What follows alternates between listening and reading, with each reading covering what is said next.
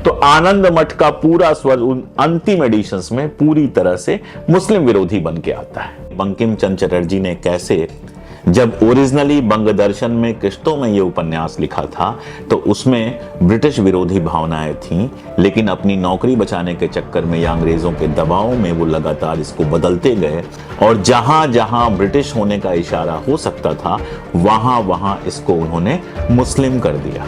ये तो पहले, दूसरे, तीसरे संस्करण तक आया। जब चौथा संस्करण छपा तो राजा के पहले मुस्लिम जोड़ दिया गया। यानी चौथा संस्करण यह कहता है कि हर राजा का कर्तव्य होता है अपनी जनता की रक्षा करे, लेकिन मुस्लिम राजा ने हमारी रक्षा नहीं की। नमस्कार, द क्रेडिबल हिस्ट्री के इस नए एपिसोड में एक बार फिर से आप सब लोगों का स्वागत है। आप जानते हैं, इधर मैं लगातार आजादी की लड़ाई के दौरान जो हमारे हीरोज थे उन पर वीडियोस बनाने की कोशिश कर रहा हूं और साथ में उस जमाने की कुछ ऐतिहासिक सच्चाइयों पर बात करने की कोशिश कर रहा हूं। इसी संदर्भ में भगत सिंह पर एक किताब चूंकि मैं लिख रहा हूं, तो भारत में जो सशस्त्र क्रांतिकारी थे जिन्होंने हथियार के साथ लड़ना स्वीकार किया था, उनकी मैं तलाश कर रहा था, उनके इतिहास की तलाश कर रहा था कि देश के अलग अलग हिस्सों में किस तरह से ये लोग काम कर रहे थे। और इसी तलाश में मुझे एक मजेदार किताब मिली जिसका नाम है militant nationalism in India, Bharat में सशस्त्र क्रांतिकारी आंदोलन। इस किताब के राइटर हैं विमान बिहारी मजूमदार। विमान बिहारी मजूमदार इतिहासकार थे, प्रेमचंद रायचंद स्कॉलर थे और उन्होंने ये किताब लिखी है जो वो प्रकाशित हुई है general printers and publishers private limited से, कलकत्ता से। और 1966 में 1966 में यह किताब पहली बार पब्लिश हुई। यह किताब archive.org पर आराम से उपलब्ध है। आप में से कोई भी जाकर वहां पे ढूंढ सकता है, या जो डिस्क्रिप्शन मैं दूंगा, डिस्क्रिप्शन एक बार खोल के आप लोग देख लिया कीजिए, क्योंकि उसमें कई मजेदार चीजें, कई जरूरी चीजें मैं देता रहता हूं। तो डिस्क्रिप्शन में मैं इस किताब का लिंक भी आपको दे दूंगा। इस किताब में बाकी सारी चीजों के साथ आनंद मठ पर एक बड़ा प्यारा सा, बड़ा शानदार सा रिसर्च है जो मेरे लिए कम से कम एकदम नया था। आप जानते हैं कि आनंद मठ वही किताब है जिसमें बंकिम चंद्र चटर्जी ने वंदे मातरम का गीत दिया था। वंदे मातरम से हम सब लोग परिचित हैं, राष्ट्रगीत है हमारा, और वंदे मातरम को लेकर तमाम सारे विवाद भी होते रहते हैं। कोई कहता है कि वंदे मातरम जो है वो मुसलमान नहीं गाना चाहते हैं, और सारी बातें, बहुत सारी चीजें, यहां तक कि आनंद मठ को लेकर भी विवाद होता है। और आनंद मठ पर भी ये बात होती है कि ये अंग्रेजों के नहीं, ये मुसलमानों के खिलाफ था। इन सारी चीजों से मैं भी परिचित था, लेकिन जब इस रिसर्च को मैंने पढ़ना शुरू किया तो मुझे बिल्कुल नए तथ्य मालूम हुए, और वो तथ्य मैं आज आपके साथ शेयर कर रहा हूं। वीडियो पूरा देखिएगा, आराम से देखिएगा, ये तथ्य आपको तभी समझ में आएंगे। वंदे मातरम के बारे में और आनंद मठ के बारे में बताते हैं कि बंग दर्शन नामक एक पत्रिका थी जिसमें ये किश्तों में छप रहा था। हर बार एक चैप्टर छपता था, और बंग दर्शन में इसकी आखिरी जो किश्त थी वो मई 1882 में, 1882 के मई में पब्लिश हुई थी। तो लेखक का मानना है कि जो पहला एडिशन था, पहला संस्करण जो था आनंद मठ का, वो मई 1882 से पहले छप चुका था। कारण क्या है? क्योंकि अप्रैल 8, 1882 यानी 8 अप्रैल 1882 को लिबरल नाम की एक पत्रिका में इसकी एक समीक्षा छपती है। तो जाहिर तौर पे समीक्षा तभी छप सकती है जब उपन्यास पहले से छप चुका हो। अब इस समीक्षा पर जब हम देखते हैं, समीक्षा को जब हम पढ़ते हैं, तो बहुत मजेदार तथ्य निकल के आता है। इस समीक्षा के बारे में मजूमदार साहब का यह कहना है कि यह समीक्षा कम है, माफीनामा ज्यादा है।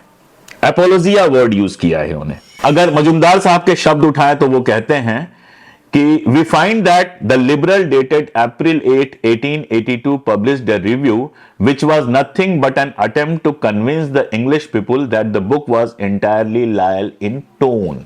यानी जो समीक्षा छपी थी वो और कुछ नहीं थी, बल्कि अंग्रेजों को यह बताने की कोशिश थी कि यह किताब पूरी तरह से उनके प्रति लॉयल है। इसका कारण था, और इस कारण को समझे बिना आनंद मठ या वंदे मातरम को समझना आसान नहीं है। कारण यह था कि बंकिम चंद्र चटर्जी ब्रिटिश सरकार में डिप्टी मजिस्ट्रेट थे। 32 साल तक डिप्टी मजिस्ट्रेट रहे, यानी पूरी नौकरी सफलतापूर्वक करके रिटायर हुए। और ये जो पीरियड था वो था 1858 टू 1891, यानी 1857 की क्रांति के तुरंत बाद 1858 में उन्होंने गवर्नमेंट सर्विस ज्वाइन की और 1891 में वो रिटायर हुए। मैंने आपको बताया कि किताब छपी थी 1882 में, यानी जिस समय वो किताब छपी थी बाबू बंकिम चंद्र चटर्जी ब्रिटिश सरकार में डिप्टी मजिस्ट्रेट थे। तो जाहिर तौर पे आज भी कोई अगर सरकारी अधिकारी इस लेवल का किताब लिखता है और वो सरकार के खिलाफ होती है तो कार्रवाई का डर होता है, और उस जमाने में तो ब्रिटिश सरकार थी। तो अगर ये किताब ब्रिटिश सरकार के खिलाफ होती या साबित होती तो उनके खिलाफ कार्रवाई हो सकती थी। इसीलिए इस किताब के छपने के तुरंत बाद एक समीक्षा छपती है और उस समीक्षा में यह लिखा जाता है कि यह पूरी तरह से हुकूमत बरतानिया ब्रिटिश गवर्नमेंट के लिए लॉयल है। और बात सिर्फ इतनी नहीं है, समीक्षा तो कोई लिख सकता है। जब इसका दूसरा संस्करण प्रकाशित हुआ, जो पूरी की पूरी समीक्षा है, इससे बंकिम चंद्र चटर्जी ने उद्धरण लिए वो जिसमें यह साबित होता था कि किताब ब्रिटिश सरकार के प्रति निष्ठावान है, लॉयल है, और वो किताब की भूमिका में छपा। मजुमदार साहब लिखते हैं कि the major portion of the so called review consist the translation of the apologia Bankim wrote in the last chapter of his book. यानी उस समीक्षा में वो माफीनामा भी था जो बंकिम चंद्र चटर्जी ने अपनी किताब के आखिरी चैप्टर में लिखा था। और इसके साथ साथ जो भूमिका लिखी थी दूसरे संस्करण की, उस भूमिका में एक वाक्य लिखा था कि इस किताब का उद्देश्य क्या है। वो वाक्य मैं एज इट इज पढ़ देता हूं अंग्रेजी में, फिर मैं उसका अनुवाद कर दूंगा। द इमीडिएट ऑब्जेक्ट इज दस briefly described in the preface. जो इमीडिएट इसका उद्देश्य था, तुरंत का उद्देश्य था, वो भूमिका में डिफाइन किया गया है। क्या लिखती है भूमिका? To put an end to the Muslim tyranny and anarchy in Bengal. यानी ब्रिटिश की जगह मुस्लिम को ला दिया गया। और भूमिका में बंकिम चंद्र चटर्जी ने लिखा कि इसका उद्देश्य है कि बंगाल में जो मुस्लिम टायरनी है, मुस्लिम आतंक है, उससे बंगाल को मुक्त किया जाए।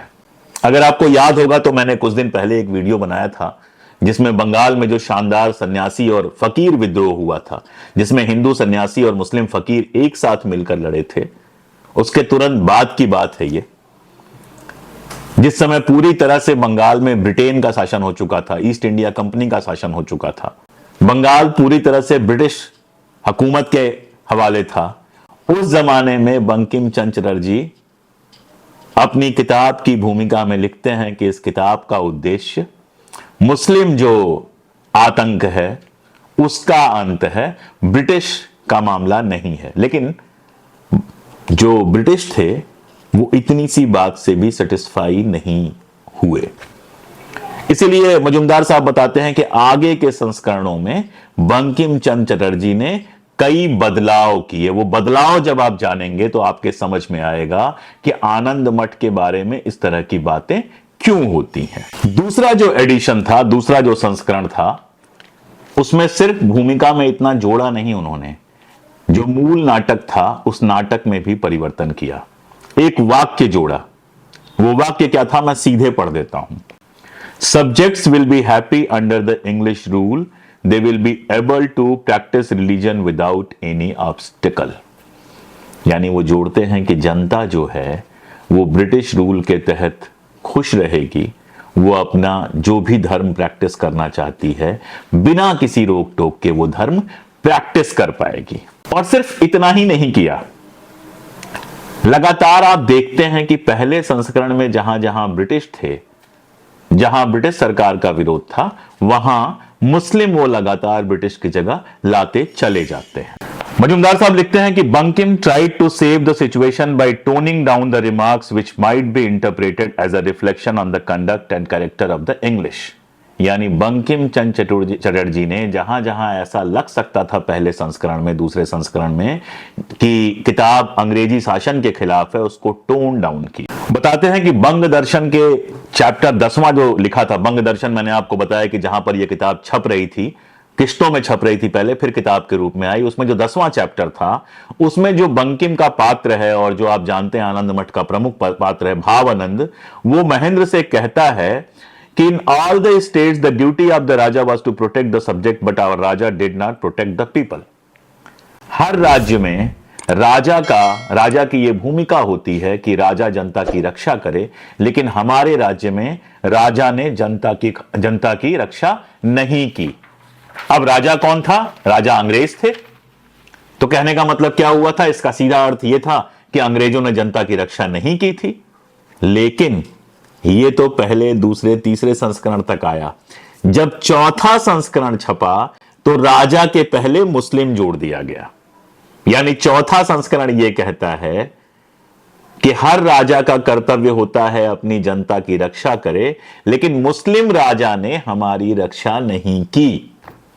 यानी जहां वो पहले इशारों में कह रहे थे कि ब्रिटिश शासन जो है वो जनता की रक्षा नहीं करता, उसको उन्होंने रिप्लेस कर दिया मुस्लिम से। और जो मुस्लिम राजा था ही नहीं उस समय, ब्रिटेन की हुकूमत थी, तो एक काल्पनिक ब्रिटिश मुस्लिम राजा आ गया और उन्होंने ये लिखा कि मुस्लिम राजा जो है, चौथे एडिशन में ये लिखा कि मुस्लिम राजा ने हमारी रक्षा नहीं की।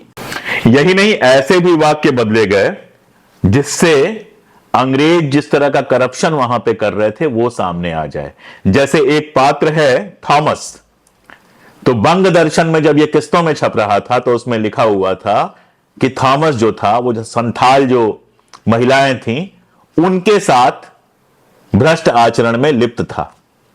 लेकिन जब चौथा एडिशन आया तो इसकी जगह पर लिख दिया गया कि थॉमस जो है वो एक मुस्लिम कुक द्वारा बनाए गए खाने को एंजॉय कर रहा था। यानी जो व्यक्ति शुरुआत में जब ये उपन्यास लिखा गया तो लड़कियों के साथ व्याभिचार कर रहा था, आदिवासी लड़कियों के साथ व्याभिचार कर रहा था, उसको एक मुस्लिम कुक के खाने के साथ एंजॉय करने में बदल दिया गया ताकि किसी ब्रिटिश व्यक्ति को बुरा ना लगे। ऐसे तमाम उदाहरण जब आप देखेंगे तो इसमें भरे पड़े हैं। जैसे मजुमदार बताते हैं कि बंग दर्शन में एक जगह लिखा हुआ था कि जो अंग्रेजी सरकार थी, अंग्रेजी जो सिपाही थे, वो सनातन और बाकी लोग जो भारतीय थे उनके साथ लड़ते हुए हार गए एक युद्ध में। जब किताब छप के आई अगले एडिशंस में, जो ब्रिटिश जहां लिखा हुआ था उसको हटा दिया गया और केवल सिपाही कर दिया गया। ऐसे ही कई जगहों पर जहां यह लिखा था ब्रिटिश सैनिक या ब्रिटिश सेना, उसकी जगह पे इसको यवन कर दिया गया। जब आप ये पढ़ेंगे, क्योंकि सारी चीजें अगर मैं वर्बेटिम पढ़ने लगूंगा तो बहुत लंबा हो जाएगा, जब आप इस किताब को पढ़ेंगे, इस किताब के परिशिष्ट में ये चैप्टर है, जब इसको आप पढ़ेंगे तो आपको समझ में आएगा कि बंकिम चंद्र चटर्जी ने कैसे, जब ओरिजिनली बंग दर्शन में किश्तों में ये उपन्यास लिखा था तो उसमें ब्रिटिश विरोधी भावनाएं थीं, लेकिन अपनी नौकरी बचाने के चक्कर में या अंग्रेजों के दबाव में वो लगातार इसको बदलते गए और जहां जहां ब्रिटिश होने का इशारा हो सकता था वहां वहां इसको उन्होंने मुस्लिम कर दिया। और इस तरह से एक ऐसा उपन्यास जिसके बारे में कहा जाता है कि सन्यासी और फकीर विद्रोह से बहुत ज्यादा प्रभावित था, या महाराष्ट्र का जो वासुदेव बलवंत फड़के का मूवमेंट था उससे बहुत ज्यादा प्रभावित था, उस उपन्यास को पूरी तरह से हिंदू बनाम मुस्लिम में बदल के बंकिम चंद्र चटर्जी ने रख दिया। तो आनंद मठ का जो फाइनल एडिशन आता है वो हम जब पढ़ते हैं तो हमें ऐसा लगता है जैसे वहां के सन्यासी, ये जीवनंद और बाकी सारे जो लोग हैं, वो वहां के मुसलमानों से, जिनके लिए यवन कहीं नाम दिया गया, कहीं सीधे मुस्लिम लिखा गया, इनसे संघर्ष कर रहे हैं। और इसी उपन्यास में एक प्रयाण गीत है जिसको आप जानते हैं, वंदे मातरम। वंदे मातरम में भी जब आगे के आप स्ट्रेंजाज में जाते हैं तो देवी की शक्ल उभरती है और सारी चीजें हैं। लेकिन वंदे मातरम का विवाद काफी पहले हुआ था, और जब काफी पहले इस पर विवाद शुरू हुआ तो महात्मा गांधी ने सुभाष चंद्र बोस से कहा कि आप गुरुदेव रविन्द्रनाथ टैगोर से बात कीजिए और आप लोग मिलकर फैसला लीजिए कि इसके साथ क्या किया जाए, इसको गाया जाए या ना गाया जाए। तो रविन्द्रनाथ टैगोर ने यह कहा कि इसके शुरुआत के जो बंद हैं वो गाया जाए, जिसको बाद में आजादी के बाद राष्ट्रगान के रूप में भी, राष्ट्रगीत के रूप में भी स्वीकार किया गया। उन्होंने कहा इतना गाया जाए और बाकी जो है उसको गाने की जरूरत नहीं है। तो यह फैसला हुआ, उतना गाया जाता है। हालांकि आप जानते हैं कि कट्टरपंथी लोग जो हैं, उनको इधर के जो कट्टरपंथी थे, हिंदू कट्टरपंथी थे, उनको दिक्कत थी कि बात का क्यों नहीं गाया जाता है। और जो मुस्लिम कट्टरपंथी थे, उनको लगता था कि इसमें तो देवी की बात है, तो हम देवी की पूजा कैसे कर सकते हैं। तो उसको लेकर एक विवाद लगातार चलता रहता है, जिसको देशभक्त, देशद्रोह वगैरह वगैरह में धीरे धीरे डिफाइन किया जाना शुरू हो चुका है। लेकिन मूल बात जो है वो ये है कि आनंद मठ का पूरा स्वर, जो अंतिम आनंद मठ के एडिशंस आते हैं, जो अब आपको पढ़ने को मिलते हैं, अगर उसको आप पढ़ेंगे तो आनंद मठ का पूरा स्वर उन अंतिम एडिशंस में पूरी तरह से मुस्लिम विरोधी बन के आता है। और इसको लेकर एक असंतोष होना बिल्कुल जाहिर सी बात है। यह अलग बात है कि सब कुछ लेखकों के वश में नहीं होता है।